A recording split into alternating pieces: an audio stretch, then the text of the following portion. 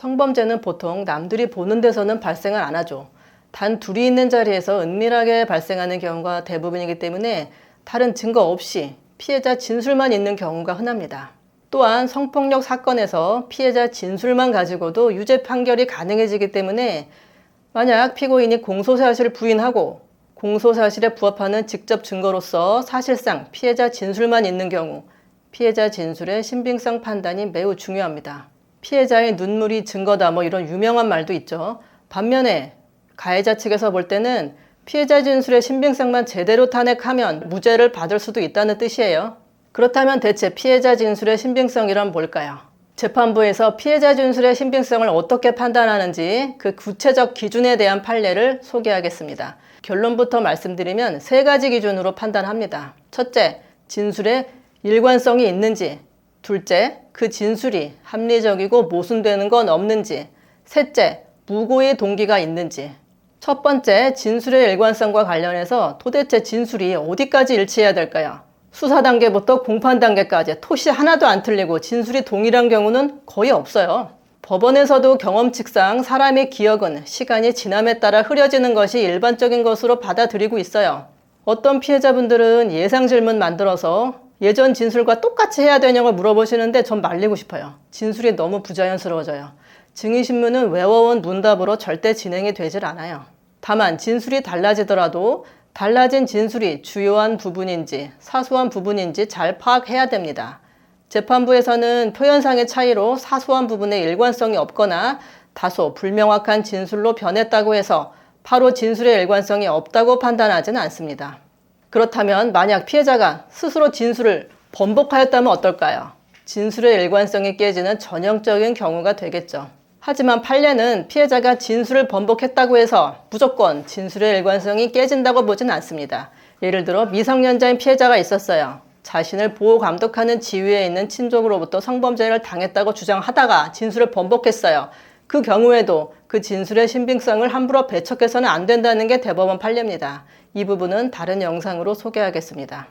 두 번째, 피해자 진술의 신빙성 판단 관련해서 말씀을 드리면 진술이 일관돼야 되고 그 다음엔 일관된 진술 내용이 논리와 경험칙에 비추어 합리적이고 진술 자체로 모순되거나 객관적으로 확인된 사실이나 사정과 모순되지는 않아야 됩니다.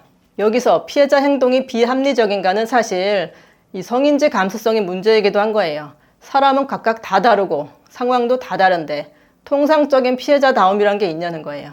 피해자가 어떤 이례적인 행동을 했어요. 하지만 그 자체만 가지고 피해자답지 않은 행동이라고 단정 지을 수 없다는 게 성인지 감수성이거든요.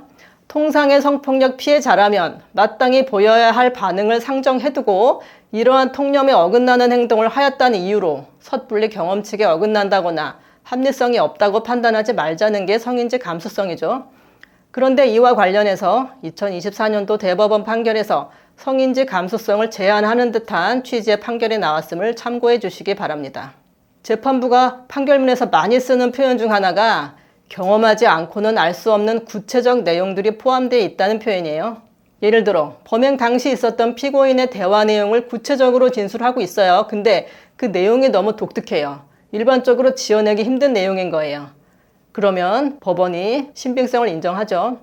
법원이 또 많이 쓰는 표현이 피해자가 자기한테 불리한 내용까지도 포함해서 다 밝히고 있다는 거예요. 그런 경우에도 신빙성이 있다고 보고 있습니다. 그런 관점에서 저는 성범죄 피해자분들이 수사 단계에서 본인에게 불리한 진술은 다 빼고 유리한 것만 진술하는 건 신중하시는 게 좋겠다고 판단하고 있습니다. 세 번째로 피해자 진술의 신빙성 판단할 때 피해자에게 무고의 동기가 있는지를 봐야 돼요. 허위로 피고인에게 불리한 진술을 할 만한 동기나 이유가 있는지를 봐야 되는데요. 사실 무고의 동기가 확실하면 실무상 무죄 확률이 높고 신고한 사람은 무고로 처벌받을 가능성도 있죠.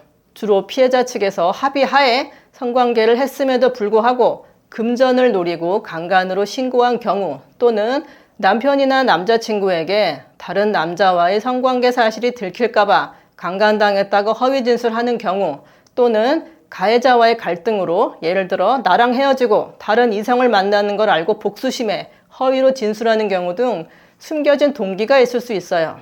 다만 이 중에서 금전을 노리고 강간으로 신고한 경우는 피해자가 처음부터 노골적으로 돈을 요구한 게 아니라면 사실상 무고의 동기를 입증하는 게 쉽진 않습니다. 그런데 만약 어떤 이유에서든 피해자의 무고의 동기가 밝혀진다면 피고인은 무죄 판결을 받을 가능성이 높다고 보이고요. 이 경우에 피해자는 무고죄로 처벌될 가능성까지 있을 것입니다. 그런데 만약 피해자에게 그런 무고의 동기가 전혀 없다고 보는 경우는 예를 들면 가해자한테 돈 요구한 적도 없고 아예 범행 이후에 연락 자체를 끊어버린 경우 또는 가해자가 처음 보는 사람인 경우 이런 경우에는 무고의 동기가 인정될 확률이 현저히 낮다고 판단이 됩니다. 이상으로 피해자 진술의 신빙성 판단에 대해 알아보았는데요. 더 궁금하신 사항 있으시면 연락 주시기 바랍니다. 성범죄 전문 김민정 변호사였습니다.